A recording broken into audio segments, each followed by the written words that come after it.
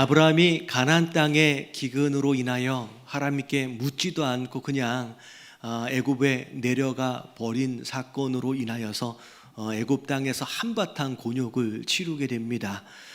그런 가운데 사실 아브라함 입장에서 볼 때는 대책이 없는 상황이었는데 진짜 하나님의 은혜로 다시 가나안 땅 안으로 올라올 수 있게 되었죠. 자, 오늘 말씀의 내용은 올라온 이 아브라함에 대한 내용이에요. 자, 1절을 보니까 아브라함이 애굽에서 그와 그의 아내와 모든 소유와 롯과 함께 내백으로 올라가니라고 나와 있어요. 이 얘기는 그런 이제 공경에 처했음에도 불구하고 단 한 사람도 잃어버리지 않고 모두 무사히 다 가나안 땅으로 돌아왔다는 얘기예요. 근데 2절의 말씀을 보니까 너무 신기해요. 정말로 큰일 날 뻔했잖아요. 가정이 어떻게 될 뻔했어요. 완전히 이제 끝장이 날 뻔했는데 오히려 올라올 때 상황을 보니까 가축, 은, 금이 뭐했대요? 풍부했대요. 말씀을 잘 들여다보면 가나안 땅 애굽 땅에서 바로가 아내를 데려가려고 준 선물까지 심지어 종들까지 해가지고 그냥 그대로 가지고 다 올라옵니다. 그래서 굉장히 힘든 상황 가운데서 가나안에 돌아왔음에도 불구하고 오히려 다 부자가 되어 있었다라고 하는 것이 오늘 말씀의 시작입니다. 얼마나 감사하겠어요. 돌아오게끔 해 주신 것도 감사한데 부자가 돼서 돌아오니까. 자, 그런 가운데 3절과 4절을 보니까 베델 근처까지 왔어요. 그리고 베델과 아이 사이 전에 장막 쳤던 원래 자리로 지금 돌아온 거예요. 그런 다음에 4절을 보니까 처음에 제단을 쌓았던 바로 그곳에서 다시 여호와의 이름을 부르게 됩니다. 너무 감사하니까 돌아오게 하신 것도 감사하고 또 채워주신 것도 감사하고 이렇게 부자가 되게끔 한 명도 잃어버리지 않고 또 돌아오게 하신 너무 감사해서 하나님께 예배를 드리는 거예요. 이런 아브라함이 지금 여기까지 이르게 된 게 아브라함이 뭘 잘했다라고 하기보다는 여러분 다 하나님의 은혜인 줄로 믿습니다. 하나님 다 해주신 거예요.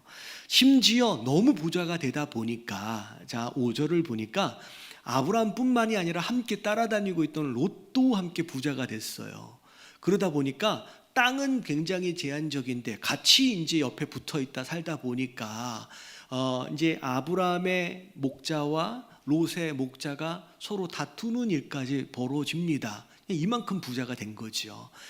이런 상황 가운데서 첫 번째 하나님께서 우리에게 주시는 첫 번째 메시지가 뭐냐? 1번 같이 한번 읽어볼게요. 다 같이 시작. 잘 모르겠고 잘못하겠으면 일단 옆에 붙어있기만이라도 해라. 굉장히 중요한 신앙의 첫 번째 원리입니다. 아브라함이 부자가 됐어요. 근데 아브라함만 부자가 된 게 아니라 롯도 함께 부자가 됩니다. 그럼 아브라함의 조카 롯이 한 게 뭐가 있어요? 롯이 한 게 뭐가 있어요? 솔직히 롯은 한 게 아무것도 없어요. 굳이 한 게 뭐가 있을까라고 찾는다라고 한다면 뭐 하나 잘했냐면 아브라함 옆에 딱 뭐 있었어요? 붙어 있었어요. 다시 말하면 지금까지 롯은 아무것도 한 게 없는데 굳이 한 게 있다라고 한다면 아브라함 옆에 그냥 붙어 있던 거 요거 하나 잘한 거예요. 롯의 이야기가 어디서부터 시작이 되어지냐? 우르에서부터 시작이 돼요. 우르 땅에서 할아버지랑 같이 살았고요. 그리고 큰아버지 다 같이 살았어요. 근데 자기 아버지가 일찍 돌아가십니다. 그러다 보니 가장이 없다 보니 어쩔 수 없이 할아버지에 붙어 살 수밖에 없었어요. 의지하고 살 수밖에 없었어요. 근데 갑자기 그 할아버지 데라가 우르 땅을 떠나겠다는 거예요. 하란 땅을 가겠다라고. 근데 사실 아버지가 없으니까 이 롯은 어쩔 수 없이 우르 땅을 떠나게 됩니다. 자기가 결정한 게 아니에요. 그리고 그 할아버지 데라가 하란 땅에 살겠다라니까 어쩔 수 없이 롯도 하란 땅에 살게 된 거예요. 그러다가 갑자기 데라 할아버지가 거기서 돌아가십니다. 이제 의지할 사람이 없어요. 근데 그동안 함께 있던 큰아버지 아브라함이 갑자기 하란 땅을 떠나서 가나안 땅으로 가겠대요. 그러니까 이 롯 입장에서는 또 어떻게 해요? 어쩔 수 없이 아브라함 따라가는 거예요. 그래서 가나안 땅까지 왔는데 아니 갑자기 기근이 들었네. 그 아브라함이 아이 그냥 애굽에 잠깐 내려가자라고 내려가니까 자 롯도 어떻게 했어요? 좀 얘기 좀 해줘요. 어쩔 수 없이 또 애굽에 내려갔고요. 그리고 거기에서 여러 가지 공경을 당했는데 그 안에서 다시 또 가나안 땅에 올라가게 되는 상황 가운데서도 롯은 아브라함이 다시 올라간다니까 어떻게 돼요? 어쩔 수 없이 따라간 거예요. 다시 말하면 욥의 삶을 잘 들여다보면 자기가 스스로 무엇인가를 결단하고 결정해서 여기까지 온 게 아니라 그냥 어쩔 수 없이 그냥 아브라함을 따라다니다가 그렇게 해서 여기까지 온 거예요. 그러니까 롯이 복을 받게 되어진 원인이 뭘까라고 하는 걸 잘 들여다보면 그냥 아브라함 옆에 그냥 잘 붙어 있었던 것만으로 그냥 복을 받는 거죠. 여러분 이게 굉장히 중요한 영적 원리예요. 여러분 세상에서도 성공하려면 뭘 잘 서야 된대요. 줄 잘 서야지 뭐 성공한다 뭐 그런 얘기도 있잖아요. 여러분 신앙도 비슷합니다. 여러분 신앙이 지식이 아니라 관계라고 얘기했잖아요. 여러분 관계가 시작이고 끝이에요. 관계가 전부예요. 그래서 굳이 신앙을 설명을 한다라고 한다면 관계 안에서 이렇게 설명이 되어지는데 요한복음 15장 4절부터 5절까지 말씀을 보면 자 4절 말씀 읽어볼게요. 시작. 내 안에 거하라 나도 너희 안에 거하리라. 가지가 포도나무에 붙어 있지 아니하면 스스로 열매를 맺을 수 없음 같이 너희도 내 안에 있지 아니하면 그러하리라. 열매를 맺길 원하느냐? 그럼 뭐 하래요? 나한테 붙어 있으래요. 그래야 열매를 맺지 않느냐. 자 나는 포도나무여 너희는 가지라. 그가 내 안에 내가 그 안에 거하면 사람이 열매를 많이 맺나니 나를 떠나서는 어떻게 돼요? 너희가 아무것도 할 수 없다. 다시 말하면 신앙의 기본 원리는 예수님께 붙어 있는 것. 그 붙어 있는 것으로 구원을 받는 것이고요. 붙어 있는 것으로 열매를 맺는 거예요. 다시 말하면 나무에 붙어 있는 가지의 상태가 곧 믿음이고 신앙이에요. 이해되셨죠? 그렇기 때문에 내가 나무 대신 예수님께 붙어 있는 것 자체가 신앙의 핵심인데 그렇기 때문에 나는 내가 하나님께 지금 예수님께 붙어 있는지 없는지에 우리가 집중할 필요가 있다는 거예요. 근데 중요한 게 신앙생활을 하면서 나무에 붙어 있는 게 어떻게 하는 것이고 그렇게 해서 어떻게 뭘 해야 되는지를 잘 모르겠다라고 한다면 일단 뭐라도 하란 얘기냐면 나무에 잘 붙어 있는 가지에라도 붙어 있으란 얘기예요. 이해되세요? 롯이 왜 축복을 받는지를 잘 들여다보세요. 롯은 아직 나무에 붙어 있지 않아요. 롯은 아직 나무에 붙어 있는 상태가 아니에요. 근데 왜 복을 받냐면 나무에 잘 붙어 있는 아브라함 가지에 롯이 지금 붙어 있는 거예요. 그러다 보니까 덩달아서 함께 복을 누린다는 거지요. 그래서 여러분 신앙생활을 할 때 그럼 내가 뭘 잘 모르겠다 싶으면 주변을 살펴서 누가 지금 나무에 잘 붙어 있는지를 찾으세요. 그러고 나서 일단 뭘 잘 모르겠으면 그 사람에라도 붙어 있으시게 되길 주님의 이름으로 축원합니다. 옆에 계신 분들 한번 참 살펴보세요. 이렇게 붙어 있을 만한가. 옆에 계신 분들에게 인사 좀 해주시길 바랍니다. 제가 좀 붙어 있어도 되겠습니까? 여러분 뭘 잘 모르겠으면요 나무에 잘 붙어서 열매를 잘 맺고 있는 그 사람이 누군지를 찾으세요. 그리고 그 사람과 같이 붙어 있으세요. 여러분 친구를 잘 만나야 된다고요. 여러분 교회 생활도 마찬가지예요. 맨날 뺀질거리고 맨날 이상한 사람 삐딱한 사람 옆에 붙어 있으면 그 사람 망할 때 같이 망해요. 여러분 좋은 친구 신앙의 친구를 만나시고 함께 잘 붙어 있으시게 되길 주님의 이름으로 축원합니다. 그래서 여러분, 신앙 자체가 관계인 것처럼 교회 생활 안에서의 관계가 얼마나 중요하냐라고 하는 것이 첫 번째 메시지예요. 근데 두 번째가 더 중요해요. 자, 2번 같이 한번 읽어볼게요. 시작. 진짜 열매는 내가 직접 예수님과 붙어 있어야만 맺을 수 있다. 다른 가지에 붙어 있는 상태만으로는 진짜 내 열매를 맺을 수는 없어요. 다시 말하면 내가 직접 나무에 붙어 있어야만 합니다. 그래야 내 열매를 맺을 수 있는 거예요. 자, 사실 롯은 잘 살펴보면 하나님의 은혜를 입은 자예요. 자, 우르를 떠날 때도 어쩔 수 없이라고 얘기했잖아요. 하란을 떠날 때도 어쩔 수 없이예요. 가나안 안에서도 어쩔 수 없이예요. 자신의 믿음과 결단이나 어떤 선택이 아닌 환경과 상황 때문에 어쩔 수 없이 여기까지 온 거예요. 근데 솔직히 우리가 대부분 그런 사람들입니다. 내가 은혜 받아야 되겠다. 내가 막 구원 받아야 되겠다. 그래서 내가 결단하고 이 자리에 있는 사람이 몇 명이나 되겠습니까?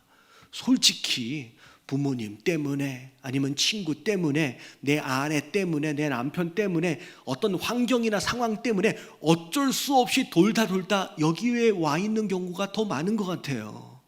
그게 다 우리의 모습입니다.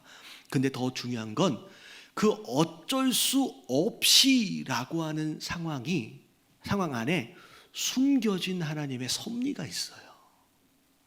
그 어쩔 수 없이가 우연히 일어난 일이 아니라는 거예요. 여러분, 잘 보면 여러분, 하나님께서 롯에게 어쩔 수 없이라고 하는 상황과 환경, 그 아브라함을 통해서 롯과 직접 관계를 맺을 수 있도록의 기회를 계속 주고 계시는 거예요. 아브라함, 하나님께 붙어있는 아브라함이라고 하는 가지에 어정쩡하게 붙어있는 롯으로 하여금 어쩔 수 없이라고 하는 환경과 상황을 통하여 네가 나한테 직접 붙어 있어야만 한다라는 기회를 계속 주고 계시는 거예요. 여러분, 이게 사실은 지난주에 바로가 되게 억울할 거라고 얘기했잖아요. 그렇잖아요. 아브라함이 거짓말한 거예요. 솔직히 애굽의 바로 입장에서 볼 때는 되게 억울할 거야. 난 잘못한 게 없는데 갑자기 내 집안에 재앙이 임해. 이건 너무 불공평한 거 아니야? 아브라함만 막 챙기시는 모습을 보면서 여러분, 사실은 이 또한 바로에게 허락하신 하나님 기회예요. 여러분, 바로는 하나님 모르는 자잖아요. 아브라함을 통해서 하나님의 계심을 깨닫는 거예요. 재앙을 다당하는 것으로 인하여 지금 당장은 괴로워도 어떻게 보면 신의 아들로서 군림하고 있는 자기를 한 번의 재앙을 줄 수 있는 신이 있구나라고 하는 것을 바로가 언제 경험해요? 이 사건을 통하여 경험하는 거예요. 바로에게 주시는 하나님의 기회입니다. 오늘도 마찬가지예요. 자, 부자가 됐어요. 목자들끼리 서로 싸워요. 그런 가운데 아브라함은 싸우는 걸 싫어합니다. 평화주의자예요. 그래서 우리가 같이 있으니까 어쩔 수 없이 싸우니까 뭐라고 그래요? 8절부터 9절까지를 보면 아브라함이 자, 네가 갈 길을 가라. 이제 네가 떠나라 라고, 나를 떠나라고 얘기를 합니다. 자, 이 순간 이 아브라함의 말은 너무나도 중요한 거예요. 그동안 아브라함 옆에 붙어 있는 가운데 적당히 살아왔지만 하나님이 아브라함의 입술을 통하여 뭐라고 말씀하시는 거냐면, 이젠 누군가 다른 가지에 붙어 있는 상태가 아닌 네가 나에게 딱 붙어서 네 스스로 신앙을 홀로 서기를 할 때가 왔다는 거예요. 롯, 네가 나한테 직접 붙어야 할 기회가 왔다는 거예요. 그게 아브라함이 얘기하는 나를 떠나란 얘기예요. 네가 스스로 홀로 서기를 해서 네가 하나님과의 관계 맺음 안으로 들어가란 얘기예요. 지금 오늘 그게 롯에게 허락하신 기회였는데 여러분, 롯이 어떻게 했어요? 오늘 말씀을 보니까 눈을 들어 요단 지역을 바라본즉 이제 하나님과의 관계 맺음으로 자기 신앙을 시작해야 하는데 눈을 들어 물이 어디 있을까? 어디가 더 살기 좋을까? 라고 하는 것을 바라보는 그 상황 가운데서 어떻게 돼요? 점점점 하나님과 멀어지는 것을 선택해 갑니다. 심지어 12절, 13절에 보니까 어디까지 가버려요? 소돔까지 가버려요. 그러면 소돔에 대한 설명이 밑에 나오잖아요. 여호와 앞에 악을 행하며 큰 죄인이었더라. 하나님을 모르고 하나님을 대적하며 살아가는 그들과 함께 하겠다라고 결정을 내려버리는 거예요. 하나님이 홀로 서기의 기회를 주셨음에도 불구하고. 여러분, 오늘 이런 말씀을 듣는 가운데, 이 가운데 뭐 일부 예배 같은 경우에는 아이들도 좀 몇 명 있었는데 부모 따라서 어쩔 수 없이 이 자리에 와 있다라고 할지라도, 아니 내 아내나 내 남편이나 내 친구나 아니 환경 때문에 어쩔 수 없이 이 자리에 와 있다라고 할지라도, 그래서 누군가의 가지에 붙어서 조금씩 축복을 누려왔다라고 할지라도 언젠가는 스스로 하나님과 붙어서 자기 신앙을 세워가야 하는 때가 올 줄로 믿습니다. 내가 붙어야 돼요. 내가 홀로 서야 돼요. 누구 때문이가 아니라, 어쩔 수 없이가 아니라 이젠 내가 결단을 해야 될 때가 왔다라는 거예요. 여러분, 그런 가운데 여러분, 하나님께서 계속 주고 계시는 이 기회를 놓쳐버리는 롯, 결국 나중에 어떻게 돼요? 여러분, 소돔에서 망합니다. 그 기회들을 다 놓쳐버리고 소돔에서 망해요. 그리고 심지어 나중에 롯의 후손들은 하나님의 백성 이스라엘을 대적하는 후손들이 돼버려요. 민족들이 돼버려요. 여러분, 얼마나 안타까운 상황이 됩니까? 여러분, 하나님께서 여러분들에게 직접 그 나무에 붙어 있을 수 있도록의 기회를 주고 계신다라고 한다면, 이제 누군가 때문이 아니라, 어쩔 수 없어서가 아니라, 여러분 그 하나님을 선택하시고 붙어 있기를 결단하시는 저와 여러분들 되시길 주님의 이름으로 축원합니다. 더 이상 가지에 붙어 있는 가지가 아니라 내가 직접 나무에 붙어 있어야 돼요. 내가 나무에 붙어 있어야 돼요. 누가 그런 얘기를 하더라고요. 집에 있는 남편이 교회 가는 아내를 향하여서 가면서 나 갔다 올게. 그러니까 가면서 야, 내 기도 좀 해주라. 여러분, 붙어 있는 거, 아내에게 붙어 있는 것만으로도 여러분 복을 받긴 합니다. 이 땅에서의 복은 나름 누릴 수 있어요. 근데 내 열매는 없어요. 여러분, 하나님이 주신 기회예요. 누군가에게 내 기도 좀 해주라 라고 하는 것으로 머물러 있지 마시고, 내가 내 하나님을 붙들고 내가 하나님께 직접 구할 수 있는 진짜 신앙인, 그래서 내 열매를 거둘 수 있는 그런 성도들 되어지시길 주님의 이름으로 축원합니다. 옆에 계신 분들에게 인사 좀 해주세요. 내가 직접 붙어 있어야만 한답니다.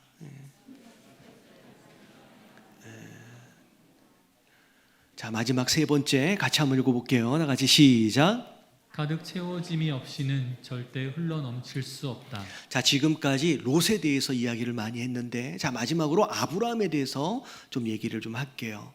자, 오늘 말씀을 보니까 아브라함이 굉장히 착한 사람이에요. 딱 보니까 이거 굉장히 괜찮은 사람이네 라고 느껴집니다. 사실 여러분, 롯이 어떻게 부자가 됐을까요? 롯은 아버지도 없었어요. 어린 시절 아버지 돌아가시고 아버지 없이 자라가는 상황 가운데서 무슨 재물이 있고 무슨 연고가 있어서, 여러분 이건 아브라함이 챙겨주지 않으면 불가능합니다. 이 아브라함과 대조적인 사람이 누구냐면요, 그 야곱이 나중에 삼촌 집에 이게 떠나 있을 때 삼촌 라반 이야기 알잖아요. 라반하고는 완전히 비교가 돼요.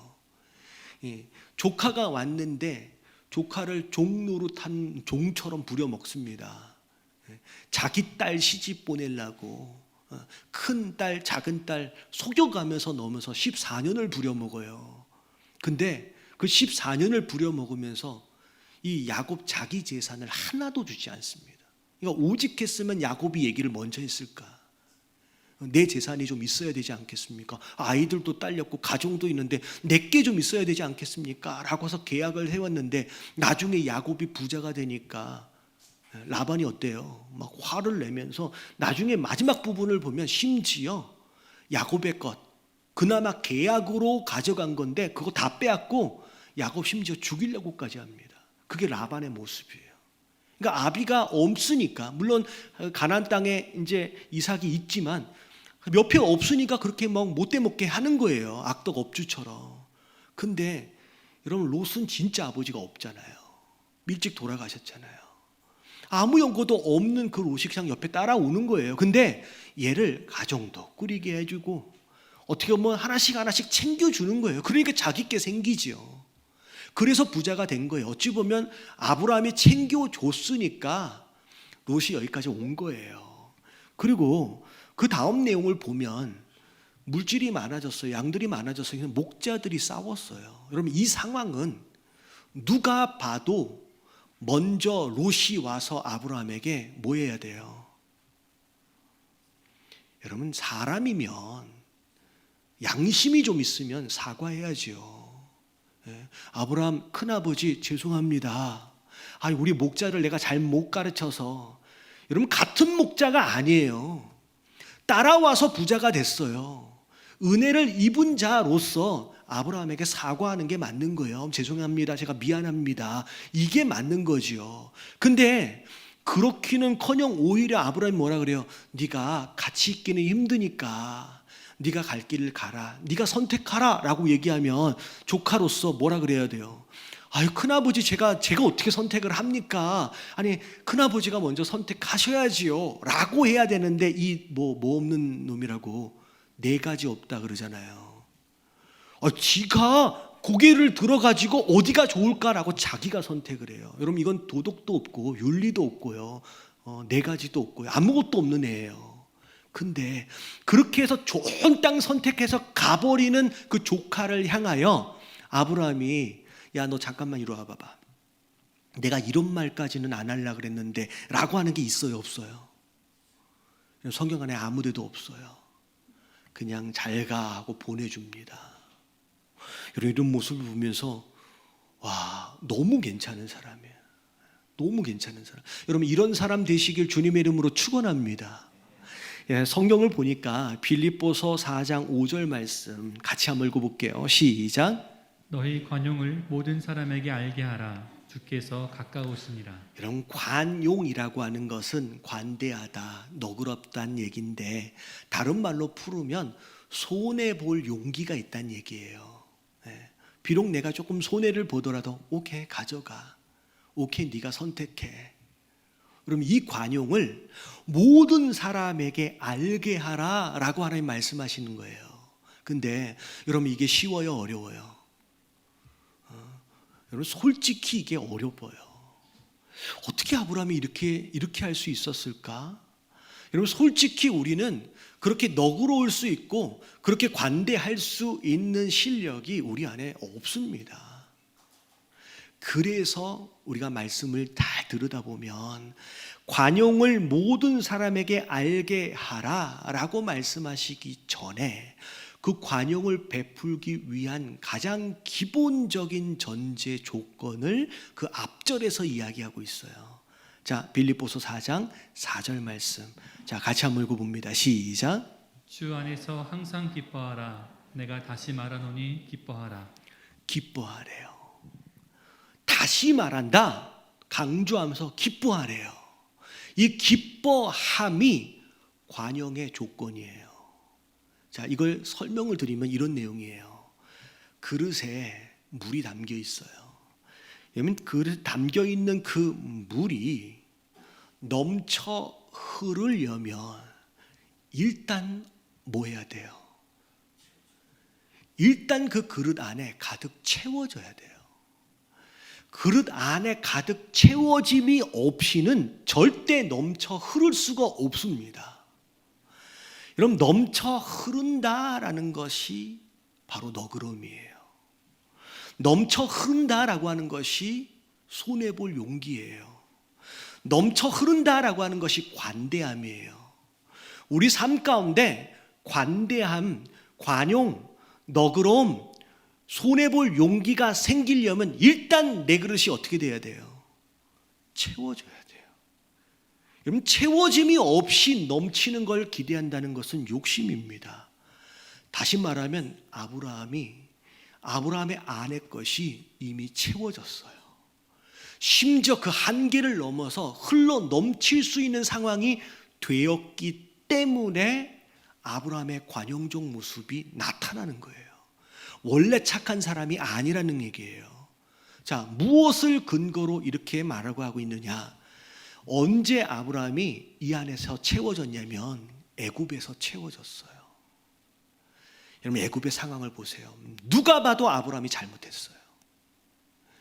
내려갈 때 묻지도 않았습니다. 자기 마음대로 내려갔어요. 심지어 내려갈 때 자기가 거짓말한 것으로 인하여 자기가 공경에 처했습니다.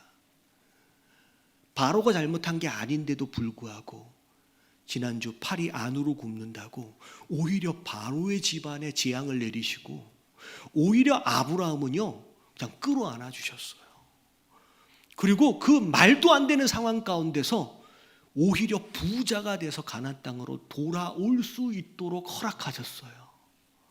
여러분, 이 애굽의 상황 가운데서 아브라함이 뭘 느꼈을 것 같아요?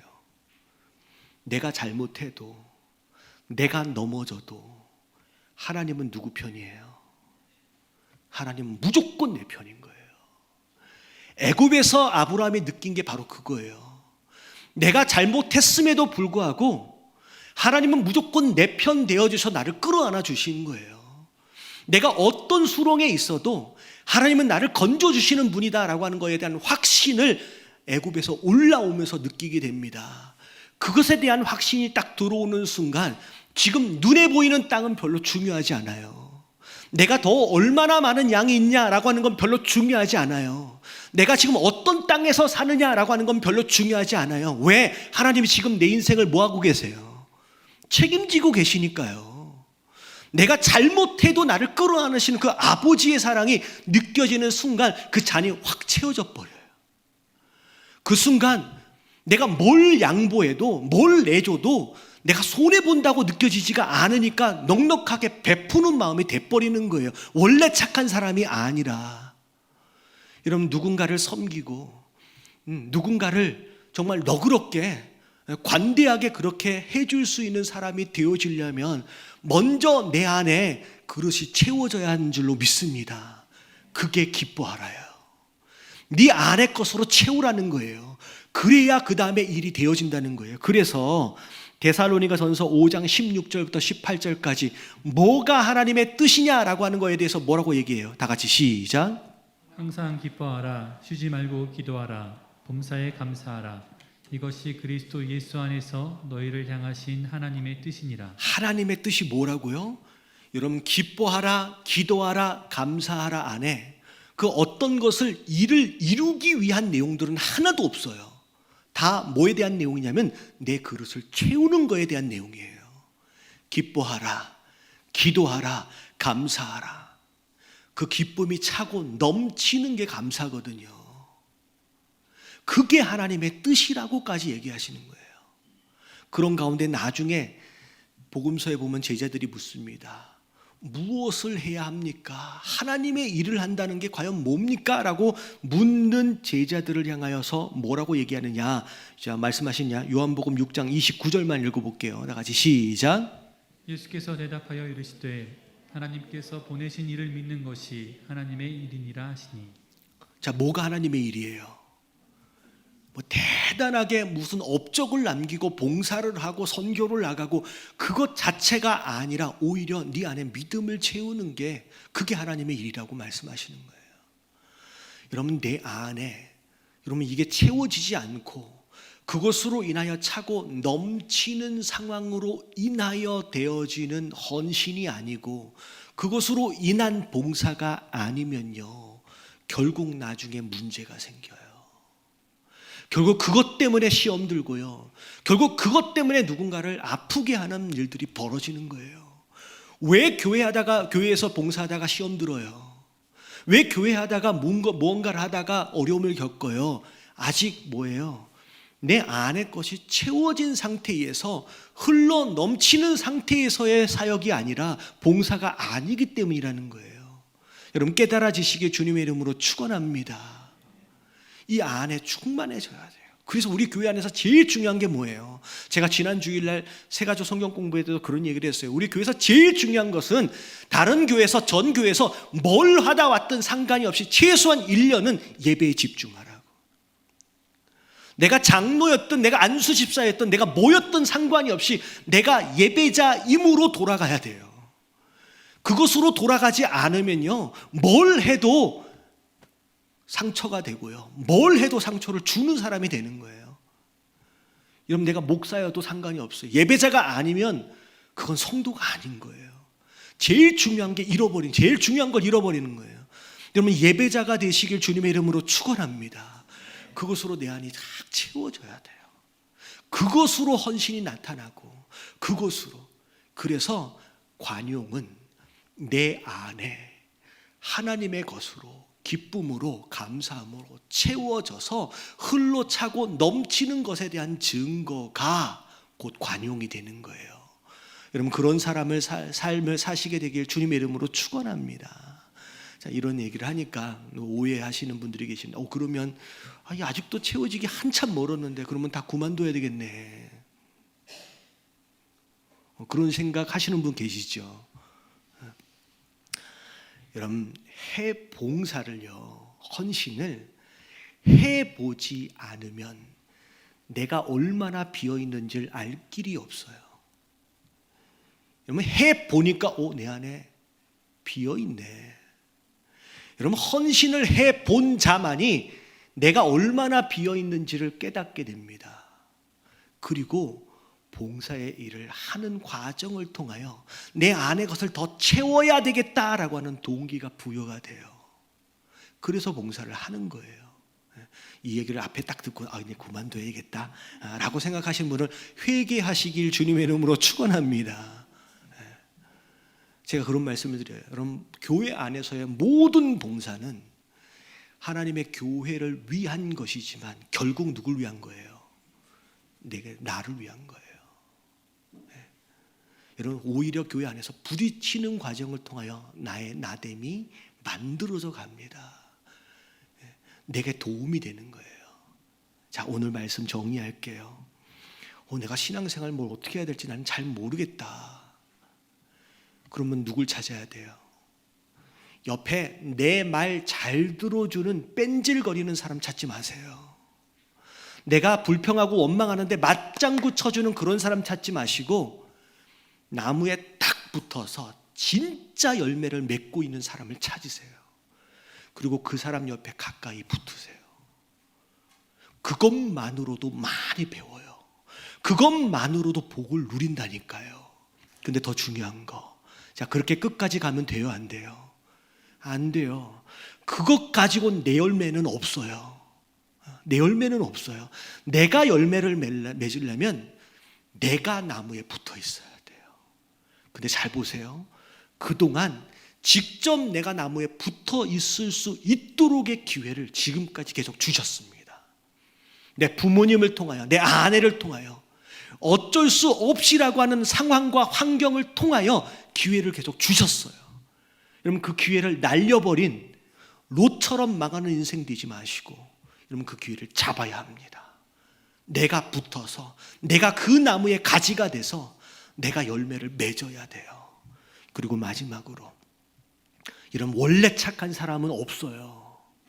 원래 너그러운 사람 없어요. 내가 살기 바쁘고 내 걱정으로 이 태산인데, 내 근심 걱정이 태산인데 여러분 누군가에게 어떻게 관대할 수 있고 베풀 수 있어요? 여러분 내 안이 채워져야 돼요. 여러분 신앙생활 안에 하면서 예배에 집중하세요. 이 예배 가운데서 하나님을 경험하시고 하나님의 음성을 들으시고 그 은혜로 충만해지지 않으면 결국 그 어떤 봉사가 됐든 헌신이 됐든 그것이 내게 상처가 되고 그것이 누군가에게 상처가 됩니다. 끝까지 봉사를 해가는 과정을 통하여서 내 비어있는 것들을 확인하시고 채워가는 노력들을 하시는 저와 여러분들 되시길 주님의 이름으로 축원합니다. 예.